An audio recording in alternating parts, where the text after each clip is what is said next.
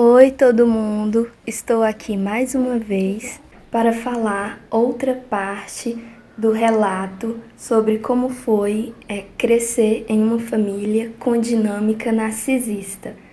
Hoje eu vou falar sobre a parte 3 da adolescência, que era como eu era vista na sociedade. Eu estou em um ambiente que tem animais, eu não consigo controlá-los, então espero que vocês não levem isso em consideração.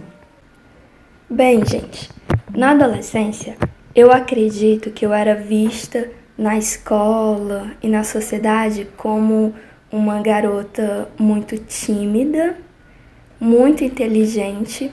Na verdade, eu não me achava inteligente, mas como eu vivia lendo livros, né? Eu vivia pegando alguma coisa na biblioteca e para ler, era meu passatempo, era minha fuga da realidade. Então as pessoas me achavam inteligente. Já era considerada meio distraída para essas questões sociais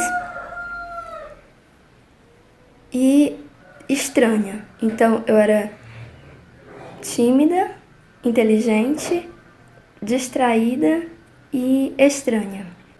Lembrando que eu estou aqui falando apenas das partes que me marcaram mais negativamente. Teve algumas coisas boas, poucas, né? Mas tiveram. Na escola, eu não falava sobre o que acontecia comigo. Geralmente isso é muito comum, as pessoas não falam. Por quê? Por essa questão de tentar manter a imagem social. Então, você cresce com as pessoas ensinando, de forma indireta ou não, que você tem que manter uma imagem social. O que acontece quando se tenta manter uma imagem social?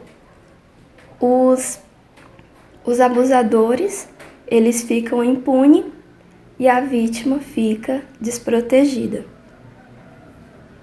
E também, a cada ano que passava da minha adolescência, eu ia ficando com menos amizades. Por quê? Porque estávamos entrando naquela fase dos namoros. Minhas colegas estavam ali arranjando os namoradinhos e tal. E as conversas giravam em torno desses assuntos de paquera, de namoro. E eu comecei a ficar sem ter o que conversar com elas. E eu fui naturalmente sendo excluída. Porque, como eu disse em um vídeo anterior, eu não podia ter um namorado. Porque não sei. Eu sabia que eu ia ter problemas em casa.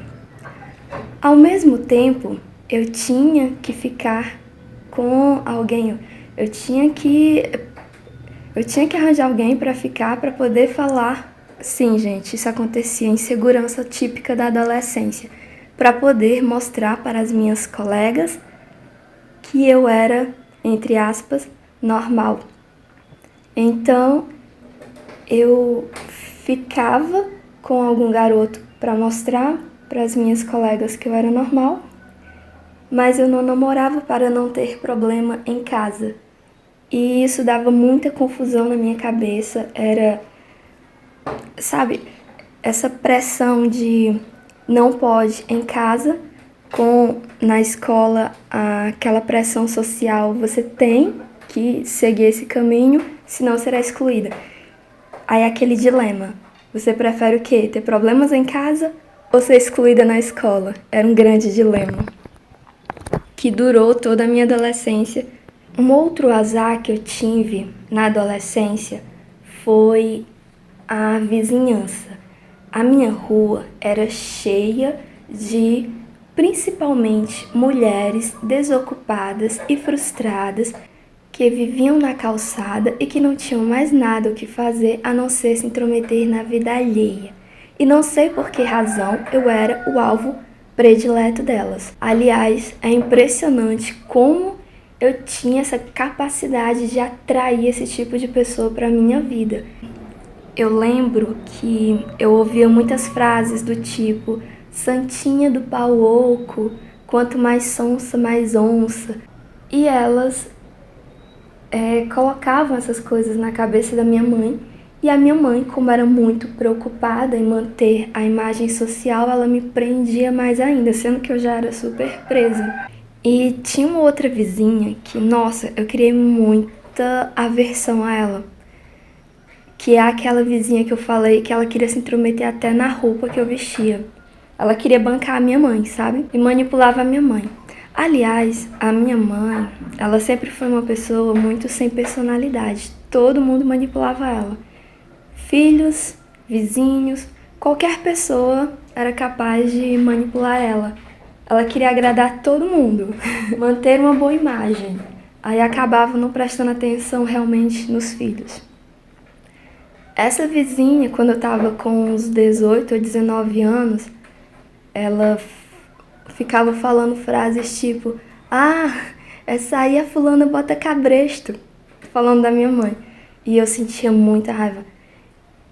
Então, assim, sabe, as mulheres que me rodeavam, ao invés delas darem uns conselhos decentes para minha mãe, como, porque eu tenho certeza que elas viam algumas coisas, poderiam dizer: "Olha, fulana, não deixe esses meninos fazerem isso com a tua filha, é feio homens que desrespeitam desse jeito uma mulher". Não poderiam ter dado essa dica?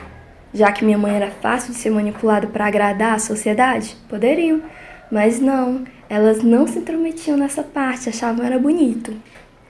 Agora, para se intrometer na minha vida pessoal, dizendo que eu era santinha do pau oco, porque em raras ocasiões eu era extremamente tímida, mas aí, pela questão da pressão que eu falei da escola, eu acabava tentando ultrapassar esse meu limite que eu não gostava, eu não me sentia bem.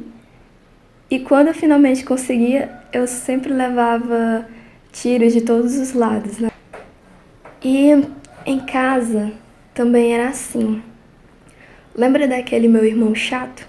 Que não era o único, mas enfim, eu falo mais dele porque realmente não tem como não falar dele, era o mais chato de todos. Ele se incomodava tanto comigo que eu não podia nem receber um elogio. Um dia ele estava na rua e um amigo dele foi conversar com ele e disse assim: "Olha, fulano, eu conheci a sua irmã. Ela é tão educada, né?" Vocês acreditam que por causa disso teve uma briga em casa? Sério? Eu não podia receber nenhum elogio. Ele chegou em casa, o chato, né? O chatonildo. E começou uma discussão, a minha mãe ali presente, porque um amigo dele tinha me elogiado, dizendo que eu era muito educada. E aí ele, falando todo grosso, ficou dizendo: "Ah, essa menina é duas caras. Quando ela é na rua, todo mundo diz que ela é educada, que ela é uma santa, mas aqui dentro de casa ela é desse jeito, ela é mal educada, ela não respeita ninguém e tal." Vocês percebem que ele estava falando dele mesmo? Ele estava falando dele mesmo, mas não, ele dizia que estava falando de mim e que ele não conseguia entender por que na rua as pessoas me elogiavam e dentro de casa eu era desse jeito, me pintou como se fosse um demônio. E aí eu respondi, como sempre, que eu respeitava quem me respeitava, que se eu tratava bem as pessoas lá fora era porque eu era tratada bem e que como ele me tratava mal, obviamente eu ia tratá-lo mal também. E aí eu sei que teve uma confusão, acho que nesse dia não chegou a virar agressão física, mas é impressionante os narcisistas como eles são, né? Porque se eu tivesse recebido uma crítica, se alguém tivesse dito: "Nossa, a tua irmã é estranha, né? Ela parece que é meio lesada", eu acho que ele não teria ficado tão irritado. Mas como me elogiaram e eu, como era a vítima ali, eu não tinha direito de receber elogios. E quando eu reagia, e eu reagia, viu, gente? Eu sou muito calma, mas tinha chegado a um tal nível que eu tava, como eu já falei em outro vídeo, eu tava muito reativa. E aí eu era a doida que precisava de tratamento. Então, quando eu reagia, eu recebia mais pressão das pessoas, da minha família, porque eu não poderia reagir. Então, eu tinha que aguentar tudo aquilo, xingamento, agressão física, todo mundo infernizando a minha vida, e eu ainda tinha que ser a educadinha, santinha, né, perfeitinha para a sociedade. E eu nunca gostei de participar de teatro.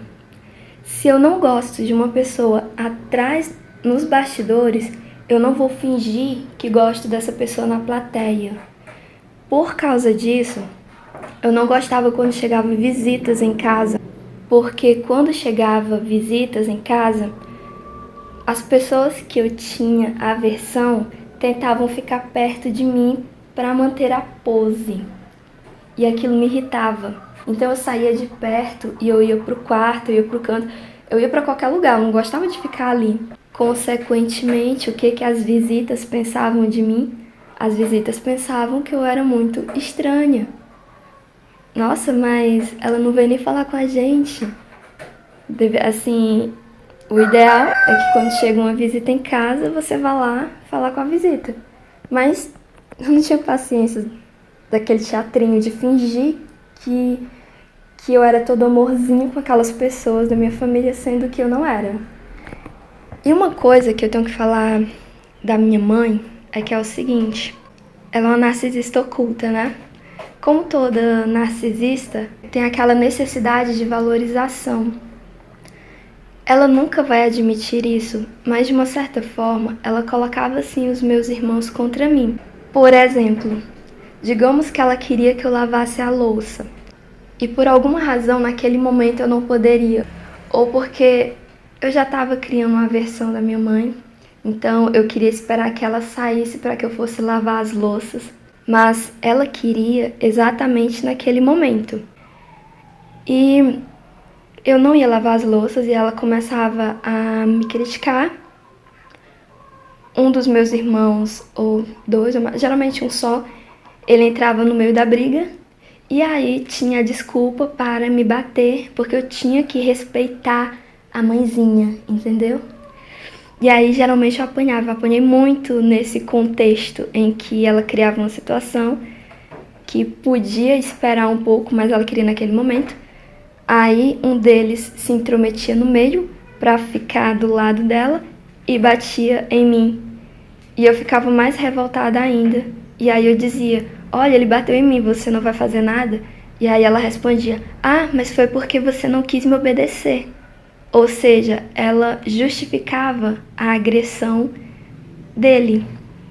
No fundo, ela gostava porque ela se sentia valorizada, porque ele estava defendendo ela. Mas ela não vai admitir isso, nunca. Outra forma que ela fazia para obter valorização era com os vizinhos e com as visitas. Ela criava alguma situação que ela sabia que eu não ia gostar, ou então ficava tentando se manter próxima demais e eu já estava com aversão. E eu acabava dando patada, porque eu não consigo fazer teatro. E então as pessoas em volta, claro, me viam como: nossa, mas ela não sabe valorizar uma mãe, ela não valoriza a mãe dela. Olha, quando você perder a sua mãe, você vai saber valorizar. Olha, a mãe é isso, mãe é aquilo. Então, ela conseguia fazer com que as pessoas em volta me detestassem. Mas ela ficava se sentindo bem porque as pessoas ficavam do lado dela. Então, era aquele momento que ela se sentia o centro das atenções. Mas ela não parava para pensar que ela estava jogando as pessoas em volta contra mim, passando a imagem ruim. E era meio chato, porque eu não conseguia ficar perto dessas pessoas, porque essas pessoas começavam a defender ela e fazer com que eu me sentisse mal, e aí eu ficava com mais raiva. Sabe, quando eu percebi que tinha se quebrado alguma coisa entre eu e a minha mãe? Quando um dia eu encontrei uma foto que eu era criança e na foto eu estava abraçando ela. Eu acho que é a única foto que eu estava abraçando ela. Que ver aquela foto me deu uma raiva tão grande que eu peguei a foto e rasguei todinha. Me arrependo de ter feito isso? Não, né? Arrependimento nenhum. Naquele momento foi que caiu a ficha de que alguma coisa tinha se quebrado. A verdade é que eu não sentia proteção da parte dos meus pais.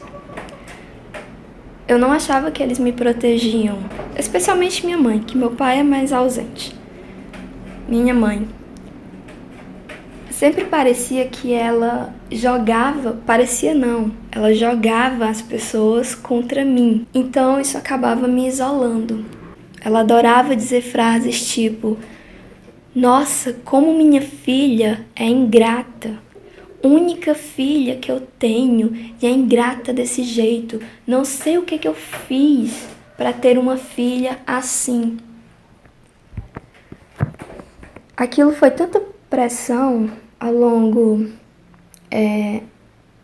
da minha adolescência que eu acabei desenvolvendo alguns sintomas, como por exemplo, eu ficava me azunhando, porque assim, quando uma pessoa ela tem muito estresse psicológico, ou ela explode ou ela implode. Como eu não podia explodir, às vezes eu até fazia isso, mas vinha mais pressão ainda para cima de mim. Então eu comecei a implodir. Explodir é quando você bota para fora, quebra coisas e tal. Então eu comecei a implodir, eu comecei a colocar a raiva em mim. Então eu me azunhava muito. Eu azunhava áreas do meu corpo que não eram vistas. Por exemplo, eu azunhava as minhas pernas, a coxa. Eu azunhava minhas costas, eu azunhava minha barriga, eu azunhava áreas que dava para esconder com a roupa.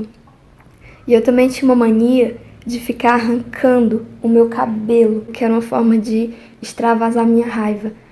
Aí um dia eu estava no colégio e eu gostava de ficar sentada naquelas primeiras carteiras. Nas primeiras não, na segunda fileira. Porque na primeira eu tinha um pouco de vergonha, que eu ficava muito de frente pro professor ou para a professora. Eu gostava de ficar na segunda fileira, que eu ficava na frente, mas não tão na frente. Mas quando eu não estava me sentindo bem, eu ia pro final da sala, porque assim eu ficava mais escondida. Aí teve um dia que eu não estava legal e eu me sentei no final da sala, num lugar assim que eu considerava que eu estava escondida. E aí a professora estava lá dando aula e eu não estava legal, não lembro o motivo, mas eu comecei a ficar me azunhando, pensando que ninguém estava vendo, né? E eu comecei a arrancar os cabelos da minha nuca. Eu arrancava o fio assim e ficava arrancando. Até que em um determinado momento eu escutei a voz da minha professora, que ela disse assim: fulana. Aí eu tomei um susto. Aí eu: o quê? Aí ela disse: você pode ir pra casa. Aí eu falei de novo: o quê? Aí ela: você pode ir pra casa, pegue suas coisas e pode ir, tá? Eu não entendi nada, mas eu peguei minhas coisas e me levantei. Eu lembro que os alunos ficaram olhando pra mim, eu não entendi. Depois que eu saí da sala, foi que eu me dei conta de que ela tinha percebido que eu não estava bem, que eu tava me agredindo. Aí ela pensou que talvez fosse melhor eu ir pra casa. E uma outra lembrança que eu tenho, voltando a falar do Chatonildo, vou finalizar aqui, porque senão fica muito grande o vídeo, que foi na época da faculdade. Eu tava com 19 anos. E aí eu estava vindo da minha cidade vizinha, e nesse dia o Chatonildo também estava. Ele estava comigo, eu não lembro o motivo. E tinha umas amigas minhas e a gente ia voltar de táxi. E aí, o chato, né, tava me tratando super bem, bancando o protetor, Quando eu entrei dentro do carro, assim, com todo cuidado, eu primeiro e tal, e as meninas começaram a elogiar. Nossa, como ele gosta da irmãzinha, protegendo a irmãzinha. E eu era tão besta, gente, tão besta, que eu ficava quieta, eu não falava nada, sabe? E aí, quando chegava em casa, ele me tratava novamente como pano de chão. Então, assim, socialmente, ele ficava bancando o irmão protetor. E todo mundo achava aquilo muito bonito, sabe? Porque narcisista é duas caras. Até em festa, eu não ia falar outro exemplo, mas eu lembrei aqui que em festa ele colocava até os amigos dele pra me vigiar.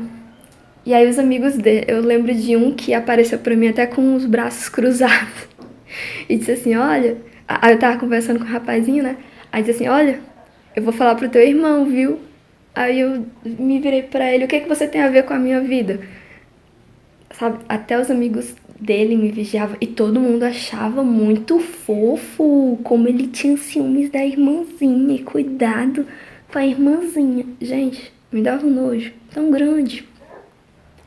E eu citei esses exemplos, parece até que eu saía muito, não, eu não saía muito não, era situações esporádicas. Ninguém nunca tentou saber, ou a maioria das pessoas nunca tentaram saber por que eu era meio estranha. Poucos amigos, porque eu conheci também algumas pessoas empáticas, felizmente, né, que me ajudaram bastante. E a minha família era a família perfeita. E eu era ingrata, que não valorizava a família. Eu não valorizava a mãe, eu não valorizava os irmãos, eu não valorizava a família. E ninguém tentava saber por quê. Uma vez eu li um trecho de Maquiavel, eu não gosto de Maquiavel, mas em algum momento do livro ele dizia que a grande maioria das pessoas, elas julgam apenas pelo que estão vendo. São poucas as pessoas que se preocupam em saber o que está por trás dos bastidores. E é verdade, as pessoas me julgavam apenas pelo que estavam vendo. E o que estavam vendo era que eu era estranha e que não valorizava a família. Mas praticamente ninguém tentava ver o que acontecia por trás. Até que eu encontrei algumas poucas pessoas na minha vida que me defenderam, que deram alguns conselhos decentes aos meus pais. Mas os meus pais, eu acho que eles não levaram em consideração. Eles preferiram ouvir as pessoas que eram frustradas e desocupadas. E eu lembro que eu tive uma amiga que ela me deu uma revista e o tema da revista era sobre depressão e ela me entregou essa revista e disse: eu li isso e lembrei de você. E pediu para que eu lesse. Ou seja, essa amiga, ela já tinha percebido que eu não estava legal. E eram poucas as pessoas que percebiam que eu não estava legal. A maioria estava preocupada com a própria existência. As pessoas são muito egoístas. E, gente, então eu vou finalizando aqui. E aí o próximo vídeo da série será o último, né? Que eu vou falar sobre como tudo isso me levou à depressão. Inclusive até com vontade de fazer besteira, né? E como eu superei isso. E até a próxima. Tchau!